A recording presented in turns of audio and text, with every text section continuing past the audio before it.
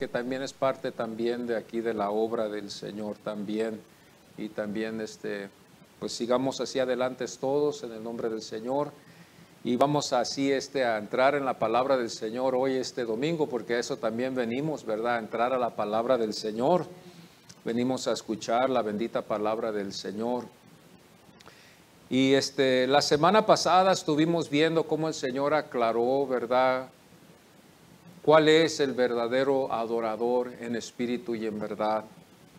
A veces podemos suponer que ya lo sabemos, pero la palabra del Señor nos recuerda y nos enseña siempre la verdadera forma que el Señor quiere que nosotros lo adoremos. El Señor busca que nosotros lo adoremos en verdad, con una sinceridad. El Señor ya sabe todo. El Señor ya sabe mi vida, sabe mi pasado. A veces llego yo a tiempos donde yo estoy leyendo las Escrituras y el Señor me quebranta porque empieza a redargullir mi corazón. A redargullir mi corazón en el pecado que a veces hay, a veces uno comete que no quiere uno cometer.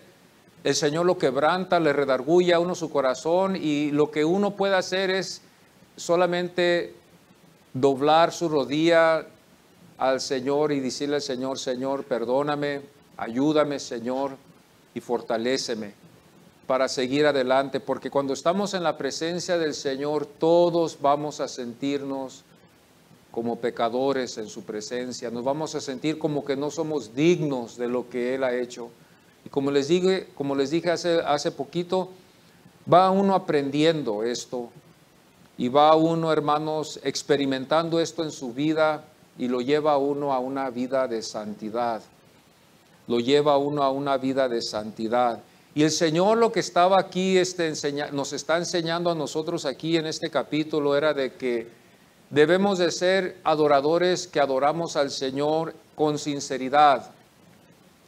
El Señor se basó en esto porque su pueblo no lo hizo así.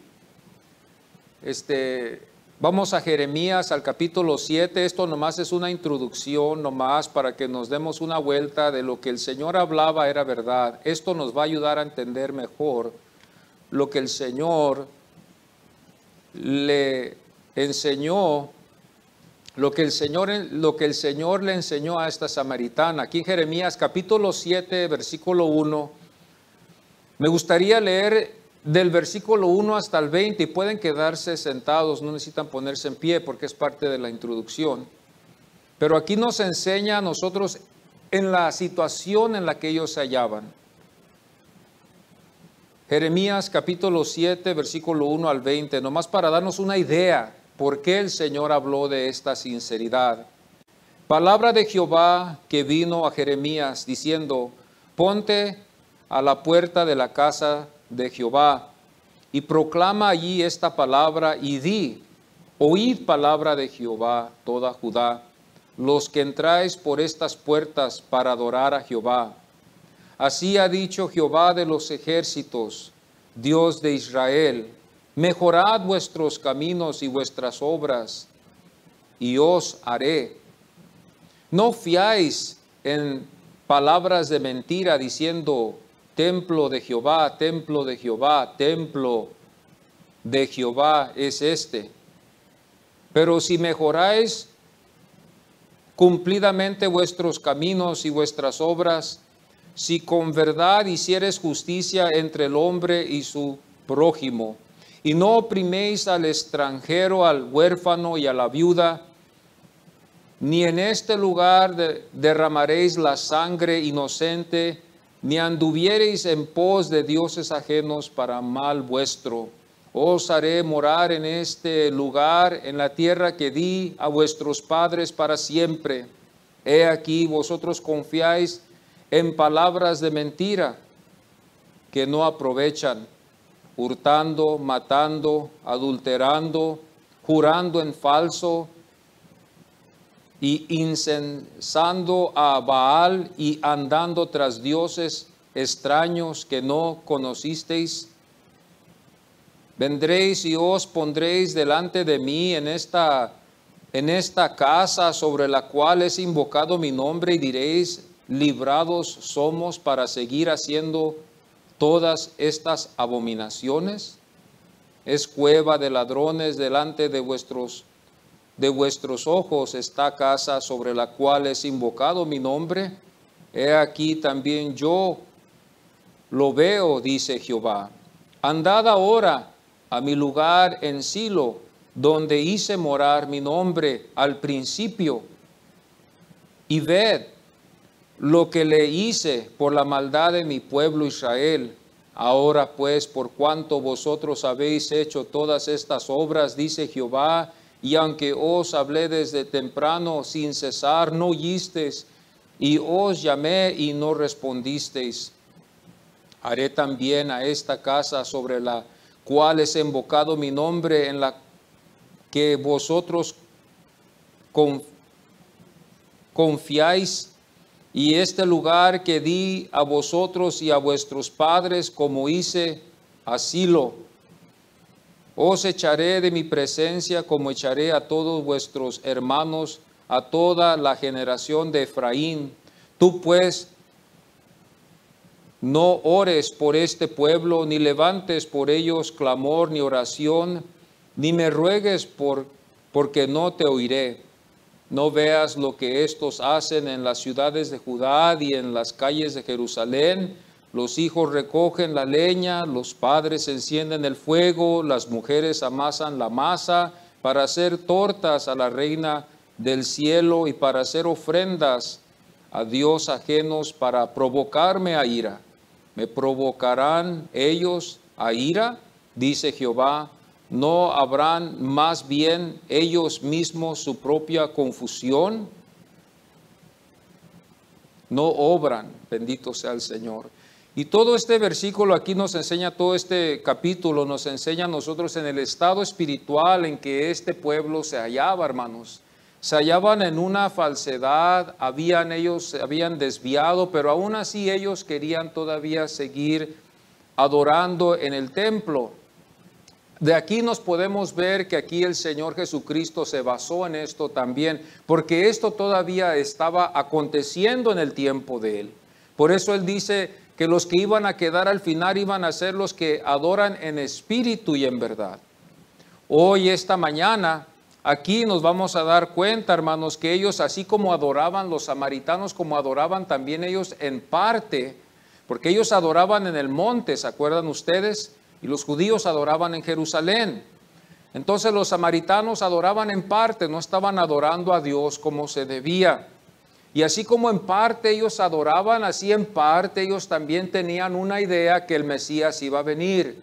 El Cristo, que nosotros le llamamos en el griego, Mesías para ellos en el hebreo y Cristo en el griego. Para nosotros, ¿verdad? Que siempre le llamamos el Cristo. Él no es nuestro Mesías, es el Mesías de ellos, pero Él es nuestro Salvador. Ellos no lo aceptaron, ¿verdad? No aceptaron ellos la idea de que Jesucristo fue el Mesías. Pero la Biblia sigue comprobando de que Él sí fue el Mesías. Lo comprueba desde Génesis hasta Apocalipsis, cuando nosotros nos fijamos bien el testimonio que la Biblia nos da. Y la base que nosotros podemos tener concerniendo este Mesías, lo podemos hallar nosotros en 2 de Samuel. Cuando nosotros vamos a 2 de Samuel, nos fijamos bien aquí que el profeta Natán fue el que profetizó de él. 2 de Samuel 7, si podemos ir a nuestras Biblias otra vez, 2 de Samuel 7.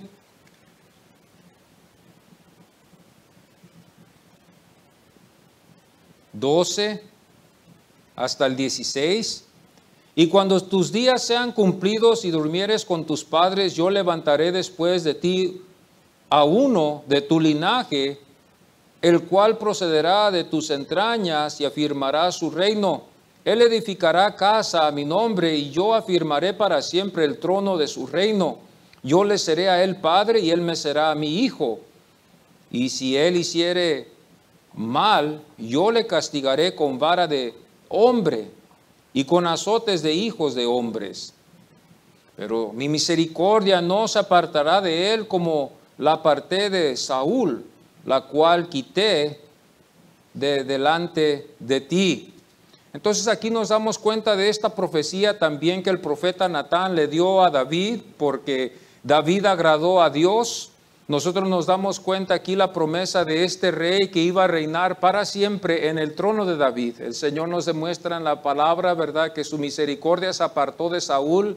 Y cuando nosotros nos fijamos bien lo que aconteció, ¿verdad?, en el hogar de Saúl, podemos ver que la misericordia de Dios se había apartado. Así fue vista con todas las cosas que empezaron a acontecer en la vida de este que fue rey. Pero con la vida de David, el Señor castigó a David, lo castigó a él y castigó en parte también a su familia por el pecado que él había cometido. Pero Dios todavía aún así le tuvo misericordia a David y le había prometido esto por medio del profeta Natán.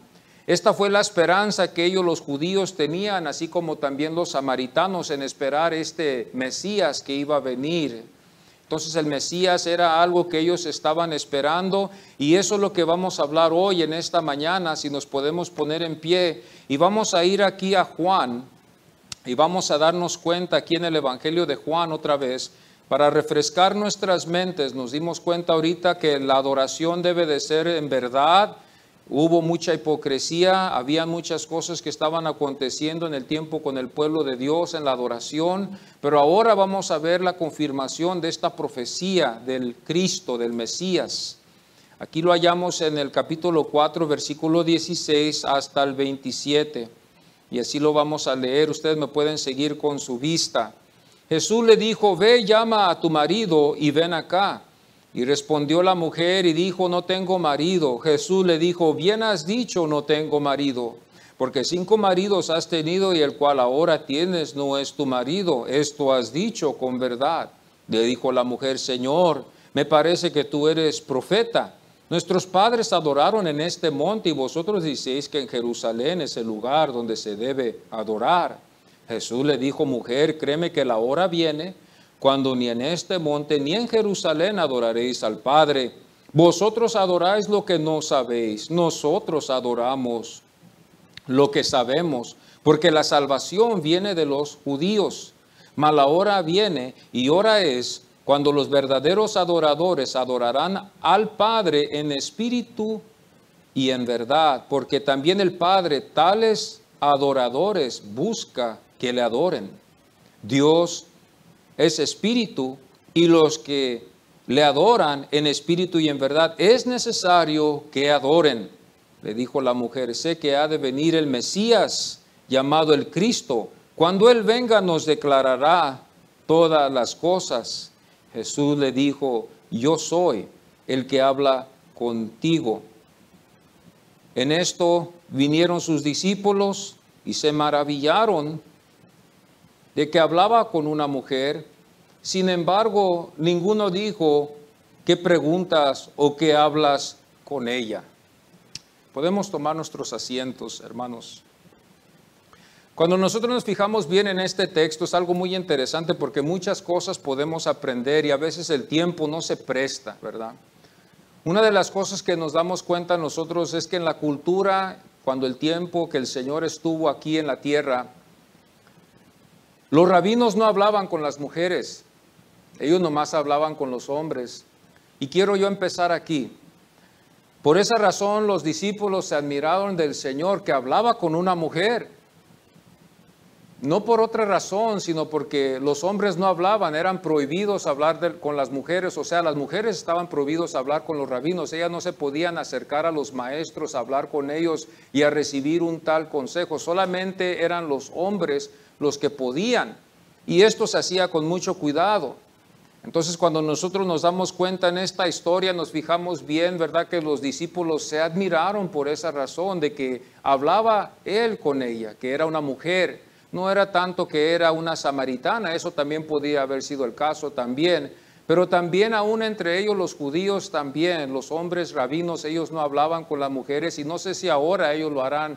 Así que cuando ellos salían a las calles no se acercaban las mujeres a ellos, ellas no podían hacerles a ellos ninguna clase de pregunta.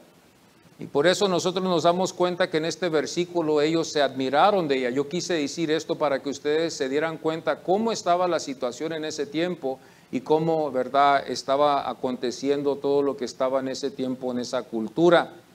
Los samaritanos, ellos esperaban el Mesías. Los samaritanos lo esperaban al Mesías. Ellos esperaban de que el Mesías llegara. Pero ellos no tenían, ¿verdad?, como les dije la vez pasada, todos los libros para que ellos pudieran tener un completo conocimiento. Ellos nomás tenían la ley. Ellos se basaban en lo que Moisés les había dejado, más los judíos tienen los salmos, tenían ellos los libros de los profetas, y nosotros nos damos cuenta que en los salmos, como también en los libros proféticos, nos damos cuenta que nos deja muchas descripciones que, hermanos, podemos ver a Cristo ahí, donde nació, cómo fue criado, cómo iba a nacer, qué ciudad iba a nacer, qué iba a ser su estilo en su enseñanza, a dónde él iba a estar y dónde él iba a tener más éxito. El Señor tuvo más éxito con los de Galilea que con los de Judea. El Señor tuvo más éxito con ellos, aunque en Nazaret no lo aceptaron porque él había sido criado ahí, pero él tuvo mucho éxito con los galileos. Él tuvo mucho éxito con ellos y ellos creyeron en él. Era una mezcla ahí, si podemos decirlo así, para poder entender esto bien, de judíos y gentiles. Judíos y gentiles vivían en Galilea. En Judea nosotros nos damos cuenta que ahí eran puros judíos. Eran más estrictos, eran más ortodoxos. Ellos veían a los samaritanos mal y ellos también veían a los galileos mal también. Nos damos cuenta nosotros que también uno de los discípulos de Jesús lo vio algo raro de ver que algo de Nazaret iba a venir algo bueno de ahí. ¿Se acuerdan ustedes de él? Natanael, que cuando le dijeron de que ellos habían hallado al Mesías o que ellos hablaron con el Mesías y lo conocían, él dijo, ¿de dónde viene? Pues él es de Nazaret. Él le cayó raro eso de que el Mesías iba a venir de ahí, porque el lugar donde el Mesías iba a venir iba a ser de Judea, de Belén, de donde había nacido el rey David. Y aunque, hermanos, a veces la Biblia nos puede llevar a dudar, nos lleva también a la creencia también. Yo estoy totalmente convencido de que Jesucristo es el Hijo de Dios. Aunque hay muchas cosas que pueden contradecir, como hoy en esta mañana, quizás voy a sonar así como que estoy contradiciéndolo y estoy queriendo infundir duda. Ese no es lo que yo quiero hacer. Pero aún así, hermanos, mi corazón está dado de que Jesucristo es el Hijo de Dios y que Él es mi Salvador. Y lo que está en la Biblia, Él lo cumplió para poder llenar esa área que nosotros, hermanos, necesitamos en nuestras vidas espirituales. Entonces los samaritanos esperaban el Mesías y los judíos también esperaban al Mesías. Pero nosotros nos vamos a dar cuenta que el Señor no buscó que lo llamaran el Cristo. El Señor no utilizó ese nombre. Es más, el Señor lo aceptó. El Señor aceptó que ellos lo llamaran, pero no les dijo que lo llamaran así. Ellos lo llamaron el Cristo, pero el Señor no les dijo que así lo llamaran. Él aceptó eso, que ellos lo llamaran el Cristo. Y esto puede traer un poco de duda a nosotros también, porque el Señor no se dijo que Él era el Cristo. Yo me acuerdo una vez también cuando vemos esto, cuando estaba yo en el instituto, uno de los maestros ahí nos dijo así. Y yo me quedé sorprendido porque yo dije, ¿cómo puede ser eso? Dijo, sí, el Señor cuando Él estuvo en los evangelios, Él nos enseña que cuando Él estuvo aquí con nosotros, Él nunca dijo que Él era el Cristo. Los discípulos lo llamaron a Él el Cristo, pero Él nunca se dijo, nunca se puso el título de que Él era el Mesías. Más Pedro lo vio así y algunos otros hasta aún le preguntaron si Él era el Cristo. El Señor nunca lo negó, pero tampoco nunca lo aceptó, ese título del Mesías. Quizás el Señor así lo hizo por razón de que Él sabía que ellos estaban buscando ser liberados del imperio romano y ellos tenían otros planes y todavía no estaba en el plan de Él reinar aquí en la tierra como Él nos ha prometido en su segunda venida. Y Él tenía que todavía llenar otras partes en la Biblia para que se cumpliera algo y se llenara y después venir en la segunda venida para reinar aquí en la tierra. El Señor sabía las intenciones de su pueblo y Él conocía de que ellos estaban esperando el Mesías que llegara para que ellos fueran liberados, hermanos, de ese cautiverio, si lo podemos decir así, del imperio romano. El imperio romano era muy fuerte en el tiempo del Señor, ¿verdad? Y los judíos estaban muy débiles para poder resistir. No tenían el ejército, no tenían el armamento. Lo único que tenían era la misericordia de Dios, que eso es lo que les dio vida a ellos hasta que el Señor permitió que otras cosas acontecieran. Pero aquí nos damos cuenta en el versículo 25, y aquí es donde queremos enfocarnos hoy, donde esta mujer le dice, la mujer samaritana, sé que ha de venir el Mesías llamado el Cristo. Sé que ha de venir el Mesías llamado el Cristo. Ella tenía una idea de ella, no una completa idea como los judíos, porque como le vuelvo a decir, los judíos tenían ellos sus libros, los salmos, los libros proféticos, tenían la ley, el Pentateuco. Los samaritanos solamente utilizaban ellos, ¿verdad?, los libros de la ley. Ellos no consideraban los libros, los salmos, los libros proféticos, los libros de los profetas, ellos no los tenían. Y también en parte, también nos dimos cuenta que ellos en parte también adoraban al Señor y en parte todavía ellos seguían en su paganismo. El lugar donde ellos adoraban no era el lugar donde el Señor había dejado para que ellos adoraran. Ese fue el lugar que les dio el rey cuando se dividió el reino, para que el norte no bajara hacia el sur, a ir a adorar a Dios, a adorarlo a Él en Jerusalén, para evitar ese conflicto y que perdiera Él el reino. Mejor les dejó un lugar ahí en Samaria y les dijo a ellos, adoren mejor a su Dios aquí. Hasta hizo lo que ellos quisieron para que tuviera esa parte del norte a su lado, de parte suya. Y así fue cuando se dividió el reino, cuando después de Salomón se dividió el norte y el sur. Entre ellos había división. Los samaritanos esperaban y tenían la esperanza de un Mesías. Y esta mujer tuvo una idea, la mujer samaritana, nos damos cuenta de esto. Aunque no igual como los judíos, los samaritanos también fueron en un tiempo engañados por esa esperanza. Estábamos hablando la vez pasada de que a veces hay muchos engañadores y tenemos que tener mucho cuidado y tenemos que apegarnos a lo que dicen las Escrituras. Hermanos, tengan mucho cuidado, hay muchos engañadores.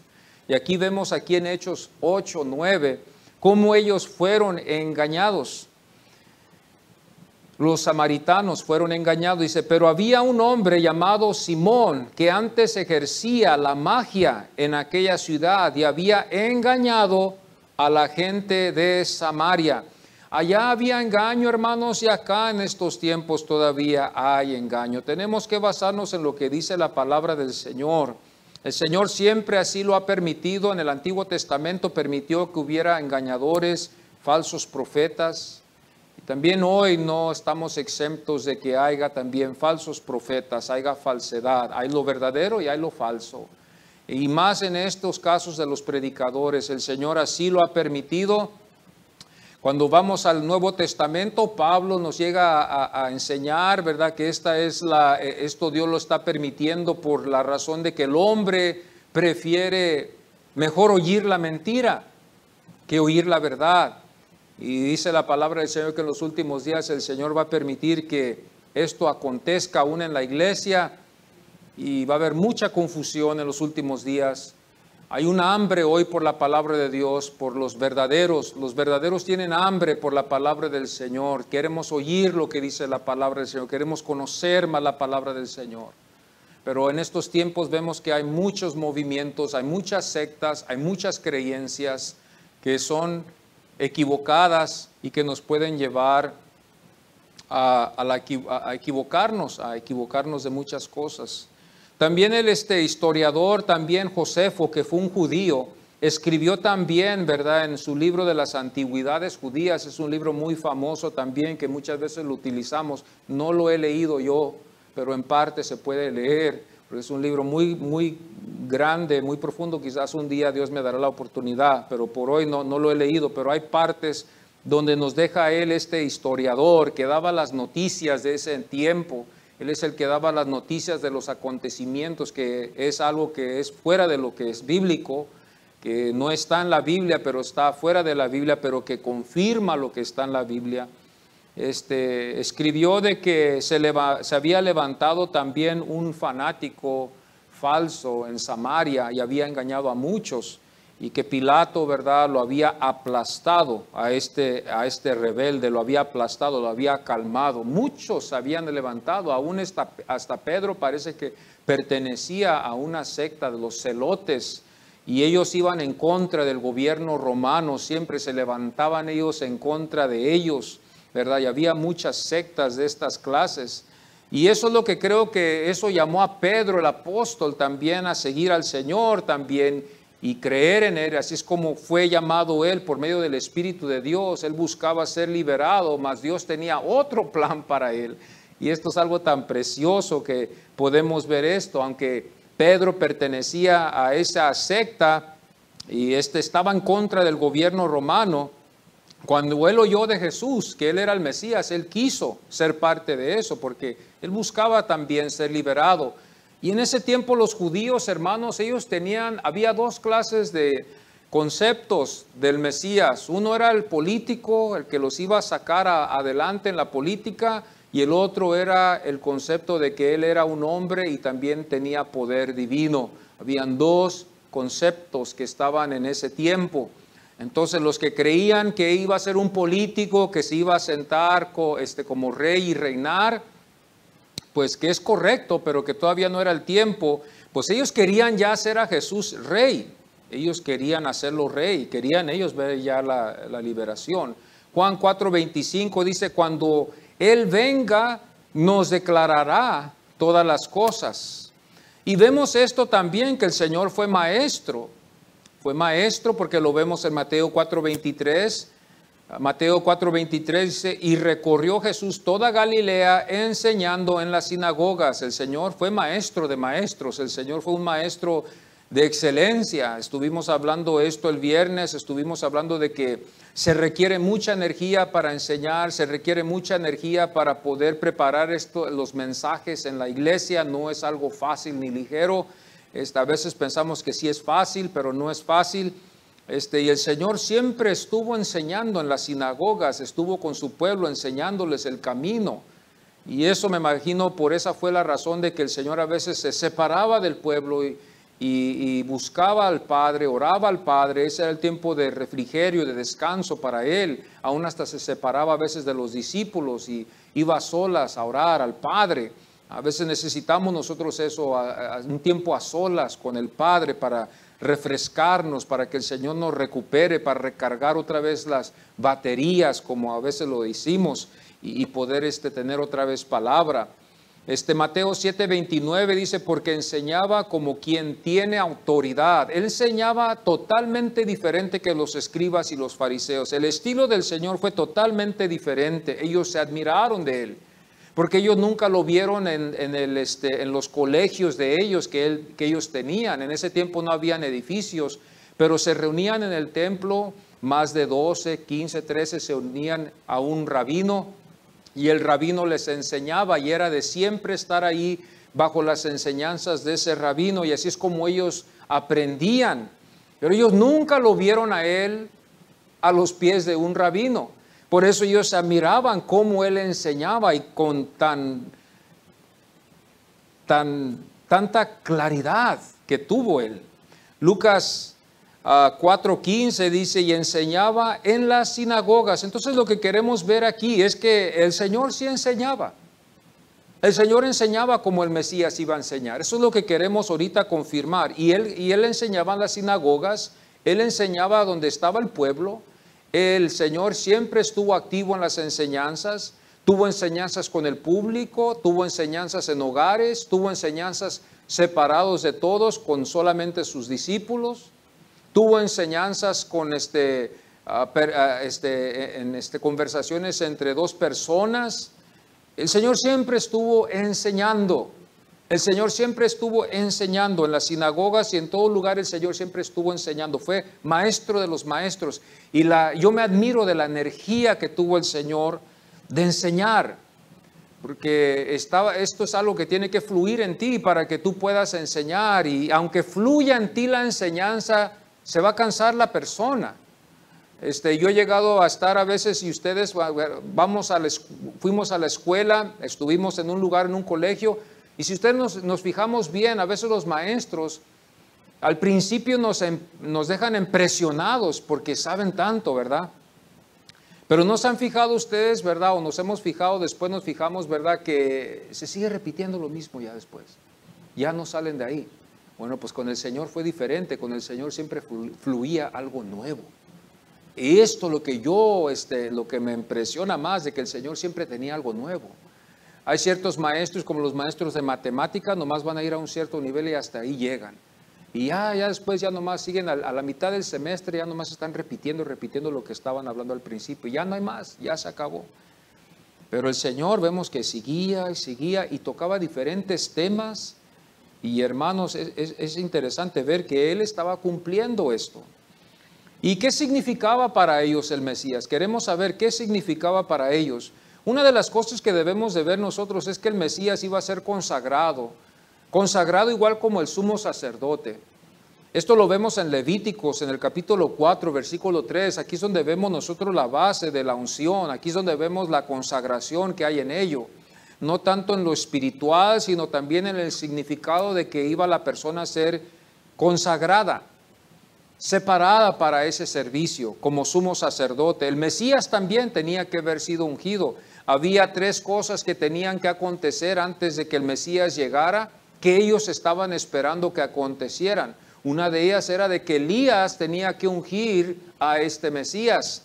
Él tenía que ungirlo para que él pudiera después seguir en lo que él iba a tener que hacer. Era Elías el que tenía que ungirlo. Ahora, cuando nosotros nos damos cuenta en la Biblia, no vemos que Elías vino. Elías nunca vino. Elías nunca llegó a ungirlo, pero uno de ellos tuvo el espíritu de Elías. Y ese fue el que llenó esa área. Pero los judíos estaban esperando de que Elías viniera y que él fuera el que ungiera a este Cristo para consagrarlo. Estamos hablando de la consagración. Levíticos 10:7 dice: por cuanto el aceite de la unción de Jehová está sobre vosotros. Este era el aceite de consagración. Es símbolo del Espíritu Santo, pero también simbolizaba una consagración. David nos demuestra temor de tocar al ungido. Él es uno de los que nos demuestra el temor que él tuvo, aún hasta todo lo que hizo Saúl contra él. David demostró respeto a lo que Dios había separado. Que Dios nos ayude, bendito sea el Señor. Que David vio esto y respetó lo que Dios había consagrado. Lo que Dios había consagrado, que fue Saúl. Aunque Saúl fue un hombre muy diferente a como fue David. David lo pudiera haber matado. David pudiera haber hecho muchas cosas en contra de Saúl y verlo justificado con todas las injusticias que Saúl había hecho, pero él no fue así. Segunda de Samuel 1:14 dice: tu mano para matar al ungido de Jehová. Esto era algo que David nos demuestra el temor que él tenía cuando Dios había ungido a ese hombre y lo que Dios había permitido que él hiciera. En el versículo 16 también hablamos del ungido de Jehová, y este era el temor. Ustedes ya saben la historia, que David tuvo temor. Él respetó esa unción, respetó que Dios lo había separado. Yo creo que esto yo lo necesito más, en respetar lo que Dios ha ungido y Dios ha separado. Los reyes, como los sacerdotes, eran ungidos con aceite. También ellos eran llamados a lavarse, a hacer un lavamiento religioso, en el sentido para demostrar el lavamiento de todas las impurezas. Y esto también simbolizaba también el bautismo que iba a venir también después. Esto también lo podemos verlo aquí, donde desde la ley vemos esto con los sacerdotes, que los sacerdotes eran lavados, se lavaban ellos mismos.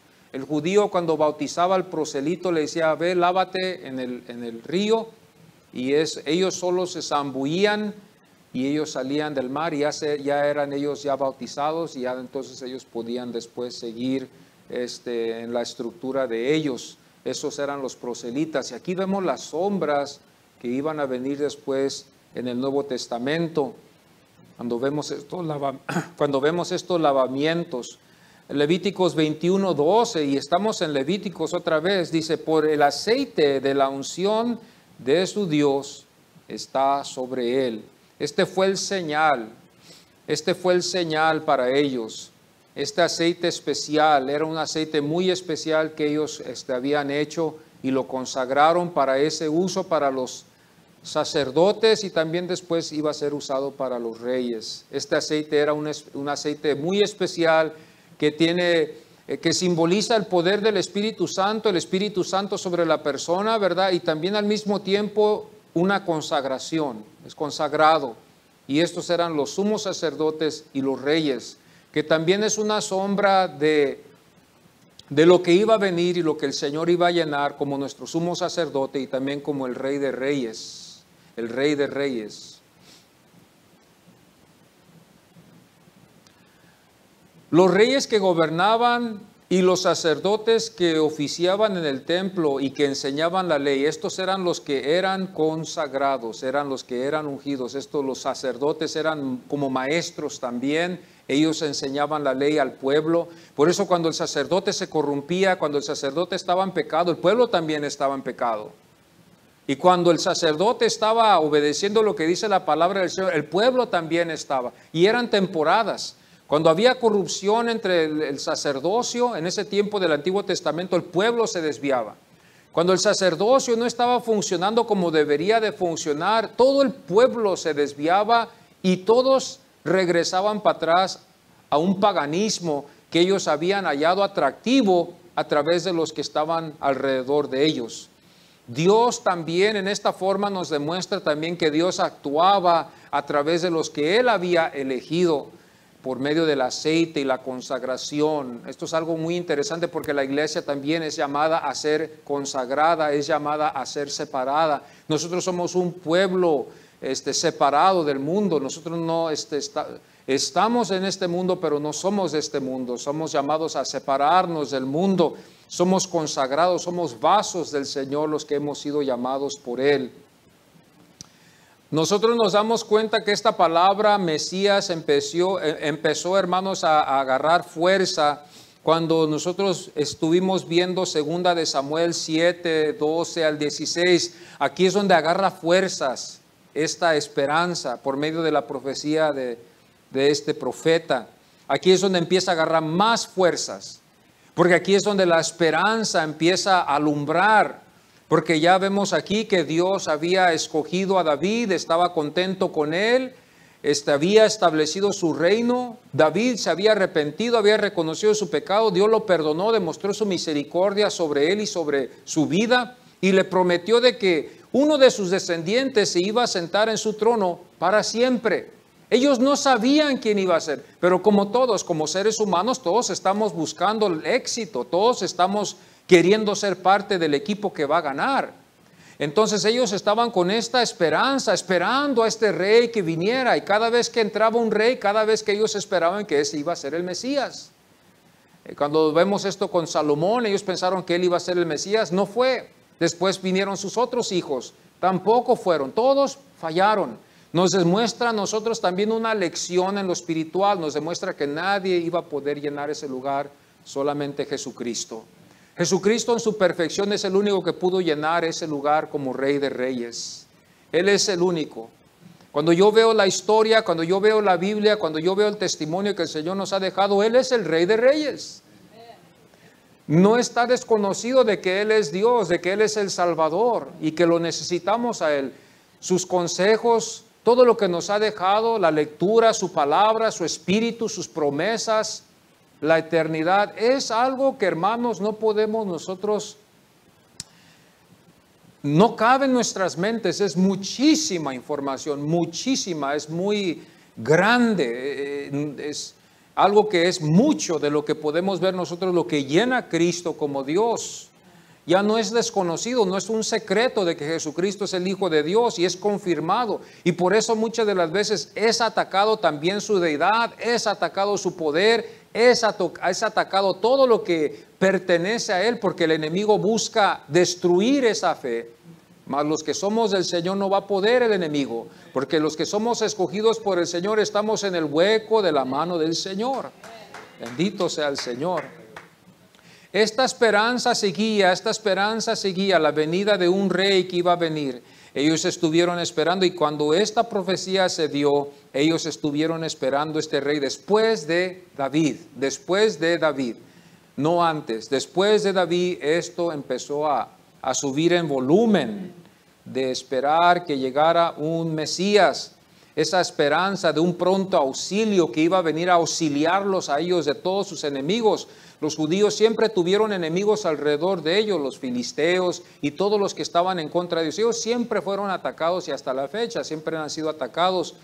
Y Dios siempre les mostró su misericordia estando Él con ellos.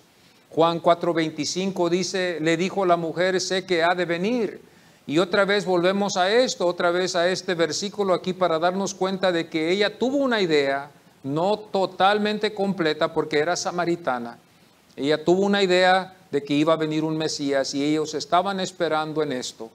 En los libros, hermanos, vamos a ver aquí en Isaías, en el capítulo 9:7, estamos viendo una esperanza que se le da al pueblo aquí por medio del profeta Isaías, ¿verdad? Que habla de uno que iba a venir y que no iba a haber límite en la paz que iba a haber. Esto lo hallamos en Isaías 9:7.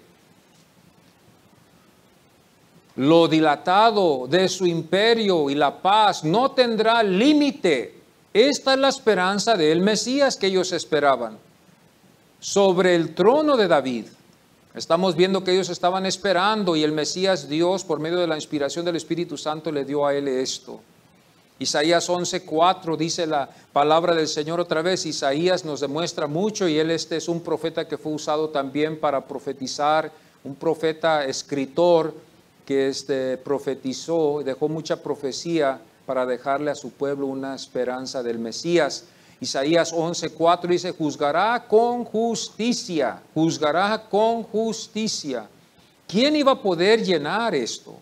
Amós 9, capítulo 9, versículo 11 al 15, también nos damos cuenta aquí que el Señor iba a relevantar otra vez el tabernáculo que estaba caído de David. Dice el versículo 11, en aquel día yo levantaré el tabernáculo caído de David. Había decaído por el pecado, los reyes habían caído en pecado, Dios los había castigado, y Dios prometió relevantar otra vez lo que estaba caído. La promesa que había dado Natán, el Señor la iba a cumplir. Entonces esto nos deja que una esperanza para ese pueblo. Este fue el aliento que daban los profetas escritores en un tiempo de crisis. En un tiempo de crisis, esta era la esperanza de que el Señor iba a enviar el Mesías, pero ellos no sabían cuándo, quién iba a ser. Pero también nos fijamos bien que la Biblia nos enseña que también este mismo Mesías iba a ser considerado como el siervo de Jehová. Ya la vez pasada yo hablé con ustedes que los judíos tienen otra manera de interpretar Isaías 53, y esto es bueno de siempre tenerlo en mente. Ellos lo consideran que el siervo de Jehová no es un hombre, no es el Mesías, son ellos, pero que en uno los llama una nación a ellos en uno como un siervo, y ellos se consideran ese siervo que fue afligido, que nadie les creyó, que sufrieron, que ellos fueron castigados para que pudieran el mundo prosperar. Esto lo hallamos en Isaías 53, 1-9. Todos lo conocemos esto, y esto lo usamos nosotros, y nosotros creemos que esto es algo que nos enseña la Biblia del advenimiento del Mesías, como el Cristo iba a sufrir, el siervo de Jehová que iba a ir a la cruz a pagar el precio por nuestros pecados. Esta fue la interpretación de Isaías aquí.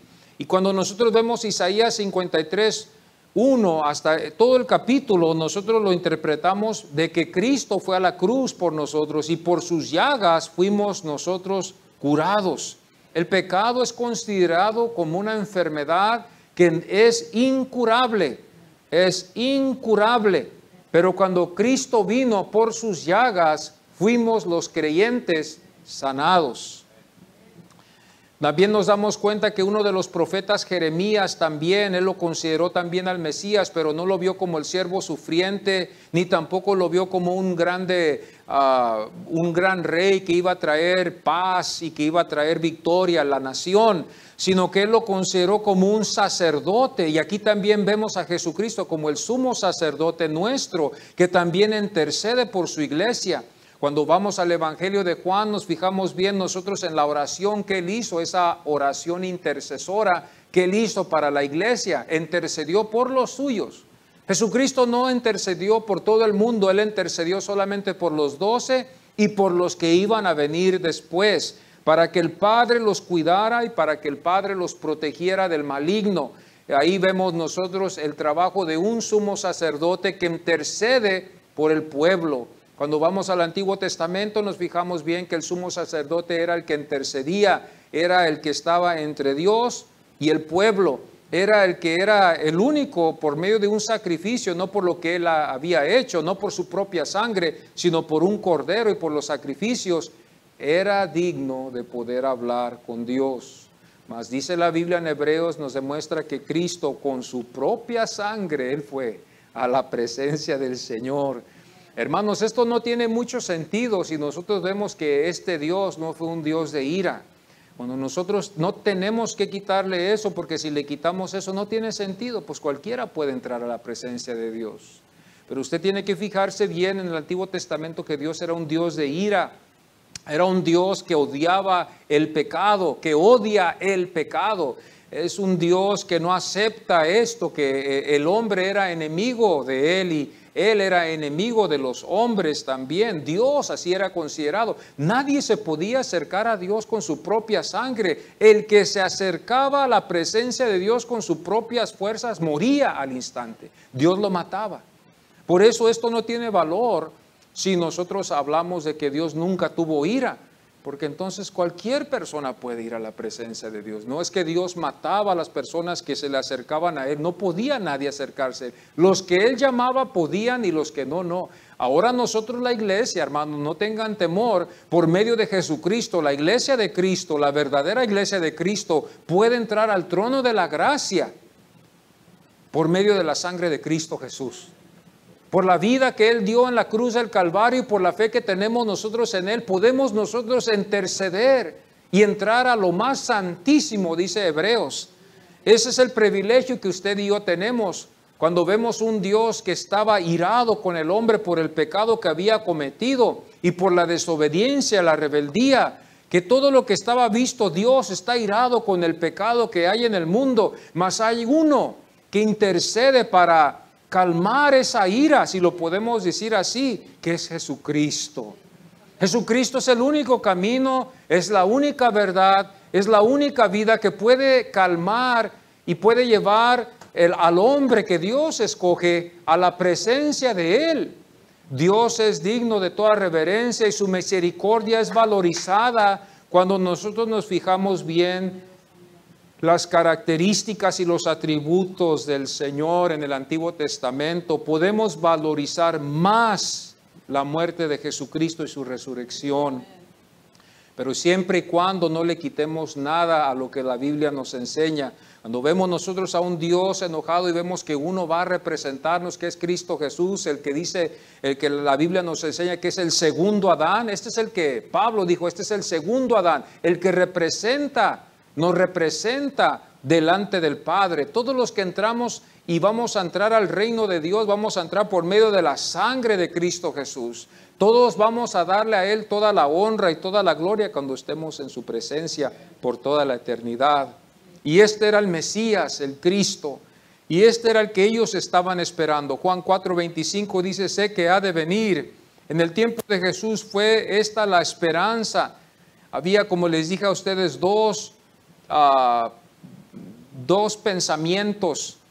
Uno era de que el Mesías iba a ser un político, iba a ser un rey, y ese es el que ellos querían, un político. Y ellos buscaban ser liberados del cautiverio que ellos tenían, aunque estaban en Jerusalén, eran libres para caminar donde quiera, pero ellos tenían que obedecer la ley de los romanos. Ellos odiaban Dentro de ellos odiaban tener que obedecer la ley romana. Ellos odiaban eso porque ellos tenían el orgullo de que ellos eran la simiente de Abraham. Ellos tenían a Dios.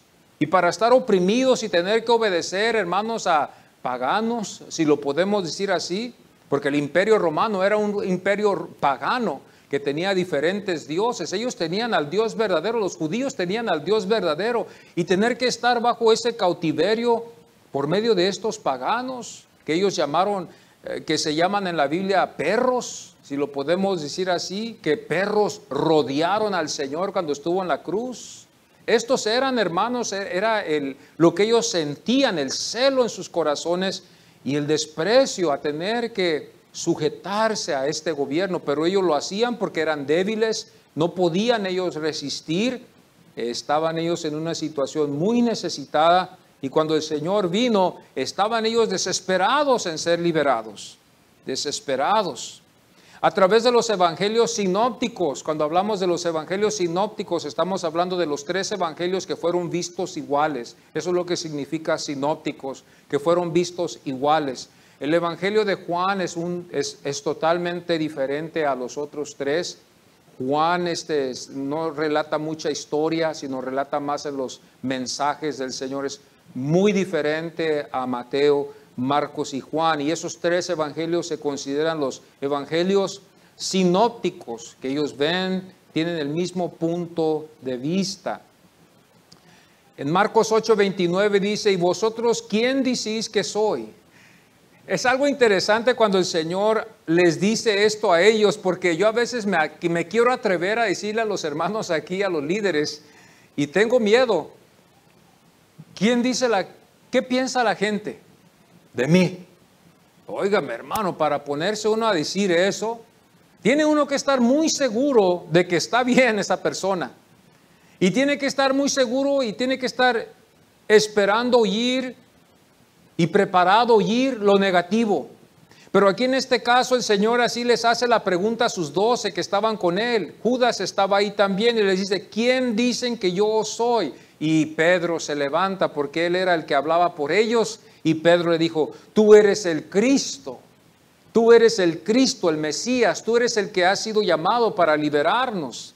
Marcos 14:61 también nos demuestra otra vez en este evangelio pequeño de Marcos, nos enseña aquí otra vez que el Señor también le hacen esa pregunta: ¿eres tú el Cristo? El versículo 62 el Señor le dice: yo soy. Marcos 15:2, Pilato otra vez le hace la misma pregunta.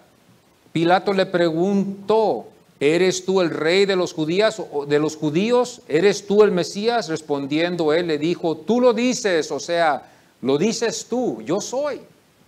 Él estaba confirmando lo que Pilato había preguntado, de que él era el rey de los judíos, pero no lo dijo así en una forma tan directa.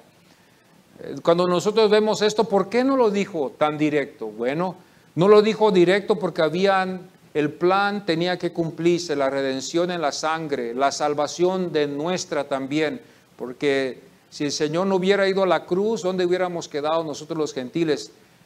La única forma en que pudiera haber visto remisión de pecados tenía que haber sido, conforme a lo que nos enseña el Antiguo Testamento, derramamiento de sangre. Alguien tenía que morir, un animalito tenía que morir. En este caso no iba a ser un animalito, en este caso iba a ser Cristo, él iba a ser el Cordero Pascual. Ahora nuestro Cordero Pascual de la iglesia no son corderos, nosotros la iglesia tenemos un Cordero Pascual. ¿Quién es? Cristo. Amén, es Cristo, bendito sea el Señor. Él es el que representa, Él es el que pagó el precio por nosotros, Él es el que dio su sangre preciosa por nosotros para salvarnos. Nos fijamos bien esto y quiero ir rápidamente a esto. Una de las cosas que el Señor sí prefirió que se usara, en vez de haber sido llamado Cristo o el Mesías, que también se refiere al Mesías o al Cristo, es Hijo del Hombre. El hijo del Hombre fue usado por él en muchas ocasiones en el Antiguo Testamento. Y los que hemos leído el Antiguo Testamento, cuando vamos nosotros a Daniel, que no les voy a decir que vayan, ustedes se van a dar cuenta que esa es una de las frases que Daniel el profeta utiliza para demostrarnos que iba a venir de Dios este Mesías, el Hijo del Hombre. También nos damos cuenta que también Ezequiel utilizó también esta frase también, pero no en el mismo sentido que el Señor Jesucristo lo iba a utilizar. Cuando Jesucristo lo usó, Él no dijo yo soy el Cristo, Él no dijo el Cristo va a sufrir, sino que Él dijo el Hijo del Hombre ha venido. Esa es la frase que Él usó. Por ejemplo, en Mateo 24:30, y hay muchas partes en la Biblia. Se dice que se usó más de 78 veces en los evangelios de que Cristo usó esta palabra, Hijo del Hombre. Mateo 24:30 dice, entonces aparecerá la señal del Hijo del Hombre en el cielo. Marcos 14:62 dice, yo soy, y veréis al Hijo del Hombre sentado a la diestra del poder de Dios. Esto es lo que estamos viendo que salió de la boca del Señor. Esto es lo que nos damos cuenta también en Lucas, en el capítulo 5, versículo 24. Pues para que sepáis que el Hijo del Hombre tiene potestad en la tierra. Aquí nos damos cuenta nosotros también de esto. Y en Daniel, en el capítulo 7:13, para los que están interesados en verlo después, yo lo voy a leer ahorita, pero los que quieran después ir ahí para confirmar esto, lo van a hallar en Daniel 7:13, donde dice, miraba yo en la visión de la noche, y he aquí con las nubes del cielo venía uno como hijo de hombre, hijo de hombre. Y esta misma frase es la que usó el Señor, más que la otra, que nosotros nos damos cuenta que no la rechazó, pero tampoco no la aceptó. No la rechazó, pero tampoco no la aceptó, no la adoptó para que la usaran con él. Y esto es lo que vemos nosotros en la Biblia. Cuando nosotros nos damos cuenta de esto, hermanos, esta frase también, Hijo del Hombre, también iba a implicar que Él era el Mesías y que también iba a sufrir por nosotros. Por eso yo creo que en esta razón, que Él no hizo mucha énfasis para dar esto de decir que Él era, porque si no esto quizás lo hubiera evitado a Él para ir a la cruz. Yo creo que eso es lo que aconteció, porque en Marcos 9:12 Él prepara a sus 12 discípulos para que ellos supieran de que Él iba a padecer. Mire lo que dice Marcos 9:12, y como está escrito del Hijo del Hombre, que padezca mucho. El versículo 31, vamos ahí, dice, porque enseñaba a sus discípulos y les decía, el Hijo del Hombre será entregado en manos de hombres y le matarán. Nosotros sabemos que no lo mataron, sí, pero resucitó otra vez.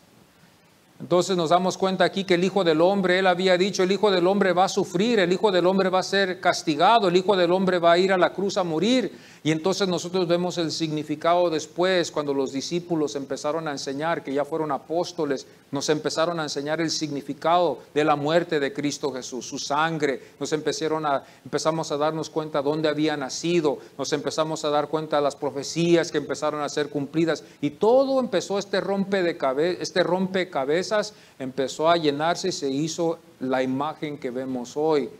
Esta es la imagen que vemos hoy, que la Biblia nos da la idea de que Él es. No nos dice directamente, pero nos da la idea y la impresión de que Jesucristo es el Hijo de Dios.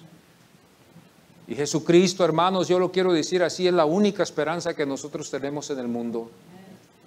Es la única esperanza que el hombre tiene en el mundo. No hay ninguna otra esperanza, no hay ninguna esperanza en otro hombre. Maldito el hombre que confía en el hombre. Esa es la maldición que está. Maldito el hombre que confía en el hombre. ¿Quién confiamos? En el Hijo de Dios. Es el único. En Dios mismo. Jesucristo que vino y se encarnó y fue visto como hombre aquí en la tierra y vino y nos dejó esto. Marcos 10:33, dice, he aquí, subimos a Jerusalén y el Hijo del Hombre será entregado a los principales sacerdotes y a los escribas. El versículo 45 dice, porque el Hijo del Hombre no vino para ser servido, sino para servir. Él iba a dar su vida por nosotros en la primera venida. Él va a venir después por nosotros, por su iglesia. pero Él primero tuvo que morir por nuestros pecados en la cruz del Calvario, porque el pecado fue tan grave que tuvo que el propio Hijo, que dice la Biblia también en Romanos, que Dios no escatimó ni aún a su propio Hijo y que fue a la cruz del Calvario para salvarnos a nosotros aquí. Yo creo que esto nos debe de llevar a nosotros a estar muy agradecidos con el Señor. Ahora, aunque la Biblia nos enseña aquí que el Señor no aceptó, pero tampoco no rechazó ese título de Cristo, podemos nosotros fijarnos bien que ese título del Hijo del Hombre sí llena esa área como el Mesías o el Cristo. Eso llena la área para creer de que Él fue el indicado para morir por nuestros pecados. Mateo 16, 27, otra vez hablando del Hijo del Hombre, dice, porque el Hijo del Hombre vendrá en gloria. El capítulo 25, 31, cuando el Hijo del Hombre venga. El Hijo del Hombre también lo vemos en Juan 5, 27. Juan 5, 27 dice, también le dio autoridad de ser juicio por cuanto es Hijo del Hombre. Aquí nos damos cuenta que aquí vemos a Jesús declarar esto de Él mismo, porque Él se puso ese título, Él lo tuvo, lo tiene, Hijo del Hombre, para redimir al hombre del pecado. Y esto tiene mucho sentido y no muchos lo van a poder entender, al menos de que sea Dios el que nos dé la iluminación divina de su Espíritu Santo para poder entender y ver a Cristo. Los que vieron a Cristo en el Antiguo Testamento y los que vieron a Cristo en el Evangelio, fue por ayuda del Espíritu Santo que lo pudieron ver. Nosotros por eso tenemos ese privilegio, por eso muchos no pueden relacionarse con nosotros en este sentido espiritual. No pueden sentir ellos. Lo dicen de labios, pero en realidad no es cierto. Porque lo que nosotros hemos experimentado, hermanos, es algo divino. Es algo divino que nos ha salvado, que nos ha redimido. La mayoría de nosotros los que estamos aquí no es porque estamos aquí porque somos buenos por naturaleza, porque yo ya les he dado mi testimonio mío. Mi testimonio mío, eso confirma de lo que Dios ha hecho en mi vida. Porque no había ningún interés en mi vida para Dios. Cuando yo veo la Biblia y veo las Escrituras y veo cómo Pablo fue también capturado yendo hacia Damasco, un hombre que estaba, hermano, enfurecido y odiaba la iglesia de Cristo. Y cuando vemos nosotros que iba hacia Damasco en caballo, nos damos nosotros cuenta que el Señor lo tumbó del caballo, como dicen. Pues no pudo ir en otra forma, ¿verdad? Cuando llegó él, antes de llegar allá para cumplir lo que él quería cumplir, el Señor lo baja de ese caballo, cae de ese caballo, hermanos, bajo el poder que Dios le revela al Hijo. Y cuando él ve al Hijo, él se arrepiente, hermanos, y fue algo que Dios había hecho en su vida. No fue Pablo, no fue algo que Pablo decidió de cambiar de plan. No fue Pablo que después dijo, oh, bueno, pues parece que no voy a hacer esto. No, Pablo estaba determinado en hacer juicio, él mismo, pero Dios le puso el alto. Estaba yo leyendo esta semana en un devocional que nosotros tenemos una idea de la iglesia. La iglesia es perfecta, los hermanos son fieles, los hermanos vienen a la iglesia todo el tiempo. Esta es la visión nuestra de la perfecta iglesia. Los cantos están bien entonados, todo va muy bien, el mensaje es conforme a mí me gusta. Pero desafortunadamente es como un hombre que sueña de una mujer cuando se quiere casar con ella. Voy a usar esta ilustración. Se imagina una mujer perfecta, se imagina una mujer que cocina de lo mejor, se imagina una mujer que va a limpiar la casa todo el tiempo, se imagina que esa mujer le va a planchar las camisas, se imagina de que esa mujer lo va a recibir a la puerta y le va a dar las chanclas, como le digamos, después del trabajo, y lo va a recibir, ¿verdad?, con un cafecito, lo va a recibir con una soda con hielos, pero lamentablemente eso nomás es algo que nosotros deseamos. Pero en realidad no es así. Y así es también muchas veces en la iglesia. Muchos quieren ver la iglesia en una perfección. Todos en la iglesia, todos sirviéndole al Señor, todos participando. El mensaje, ¿verdad?, que se dé, ¿verdad?, de lo más perfecto que se pueda. Todo. Esa es la visión que tenemos. Pero lamentablemente no es así. Pero aunque no sea así, debemos de amar a la iglesia. Debemos de amar a la iglesia por lo que es, y no ver sus defectos y las debilidades que hay en la iglesia. Porque sí, de seguro yo le voy a decir algo, que los de afuera nos ven a nosotros y nos van a hallar defectos, y los de aquí de adentro también vamos a vernos y vamos a hallarnos defectos también. ¿Por qué esto? ¿Por qué no lo otro? ¿Por qué no así? ¿Por qué no allá? Pero no veamos eso. Amemos la iglesia mejor. Amemos la iglesia por lo que es. Amemos la iglesia por lo que es. Fiel, infiel, aquí o no aquí, como sea. Amemos la iglesia. Porque yo sé que el sueño, ¿verdad?, que tenemos todos tenemos o tuvimos ese sueño. Pero cuando vimos la realidad, ¿qué pasó? Entonces, así es a veces. Y yo digo, cuando leí ese devocional, dije yo, Señor, es muy cierto. Entonces, en esta mañana hemos aclarado esto, ¿verdad? Que el Señor, aunque no se llamó, Él tomó el nombre, el título de Cristo, pero sí Él tomó el título de Hijo del Hombre, y eso lo vamos a hallar en Daniel. Entonces esto puede llenar nuestros corazones de que esta esperanza que esta mujer tuvo de esperar del Mesías, ahí estaba enfrente de ella. Aunque el Señor le dijo, yo soy, para que ella se quedara impresionada, se lo dijo, pero como que ella no tuvo mucha atención, no le puso mucha atención. Fue a la ciudad, llamó a un grupo de gente para que fueran a confirmar si fue cierto o no lo que ella había visto, su punto de vista. No estaba muy segura la mujer, llamó a su gente para ver si esto era verdad, en verdad. Y vemos después, el siguiente domingo nos vamos a dar cuenta de otra ocasión. Hoy estábamos confirmando la cristología, como le llaman. Cristo, si es o no fue, nos damos cuenta aquí. Y esta es la verdad, amados, esta es la verdad, lo que está en la palabra del Señor. Que la palabra del Señor aumente nuestra fe más. Vamos así a ponernos en pie y vamos a orar y darle muchas gracias al Señor por esta oportunidad.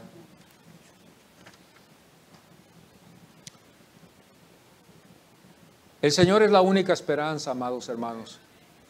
Él es la única esperanza que yo veo. Cuando yo voy a lugares donde hay mucho dolor, cuando yo voy a lugares donde hay enfermedad, cuando yo voy a lugares donde no hay esperanza en el matrimonio, cuando yo voy a lugares donde se ven las cosas muy difíciles y que se ha tratado de hacer todo lo posible que se ha querido hacer y no hay ninguna esperanza, la única esperanza que realmente queda es el Señor. El Señor nos da a nosotros, hermanos, un sentir para querer vivir, un propósito. Porque si nosotros somos aquí nomás como animales, como los animales que viven y se mueren, no hay nada para qué vivir. Pero el Señor nos da un propósito, nos da un plan. El Señor nos da a todos un plan y un propósito. Los que hemos fallado, nos demuestra y nos da gracia para que no le fallemos. Y por eso Él es la única esperanza. Él es la única esperanza. Cristo Jesús es la única esperanza, amados. No hay otra esperanza para usted, para mí, para mis parientes, no hay otra más. Él es el único. Los doctores no van a poder hacerlo, la ley no lo va a poder hacer, el hombre no lo va a poder hacer, nadie, solamente el Señor. Él es la única. Y cuando Él vino aquí a esta tierra, los judíos lo malinterpretaron, pero cuando nosotros lo vemos en las Escrituras nos damos cuenta que Él ha conquistado como el Cristo nuestros corazones y Él ha hecho un cambio en nuestros corazones y por eso lo amamos al Señor.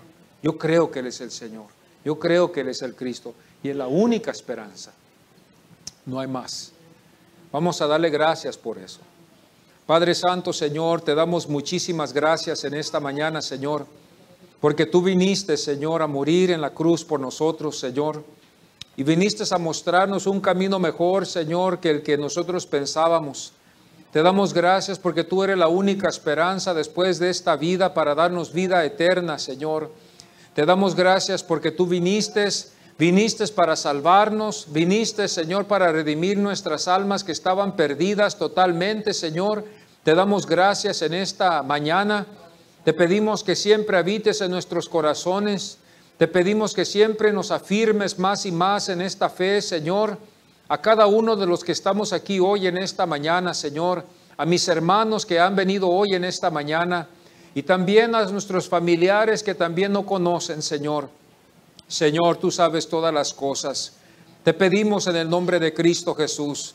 Cuando yo voy a estos lugares, Padre, y veo yo, Señor, la muerte, o veo, Señor, la enfermedad, no queda otro, Señor, ya cuando la medicina ya nada puede hacer. Ya cuando la vida se acaba aquí, Señor, seguimos todavía viviendo, nuestra alma sigue viviendo, pero, Señor, la única esperanza para vivir en una paz, en un paraíso, eres tú, Señor. Y te damos muchas gracias porque tú eres la única esperanza. Si no hubieras venido, fuéramos como los animales, estuviéramos perdidos, destituidos de tu gloria, estuviéramos aquí solamente por un rato, no hubiera paz, no hubiera sanidad, no hubiera nada, Señor. Pero te damos gracias que tú estás aquí, Señor, con nosotros, con tu iglesia. Sigue ayudándonos en la fe, los que somos tuyos. Sigue aumentando nuestra fe, Señor. Tú eres, Señor, nuestro enfoque. Tú eres nuestro Señor. Y te damos a ti muchas gracias en el nombre del Señor Jesucristo por esta oportunidad y privilegio que tú nos has concedido, Señor. Gracias te damos, Padre, en el nombre de Cristo Jesús. Amén. Amén. Aleluya. Amén.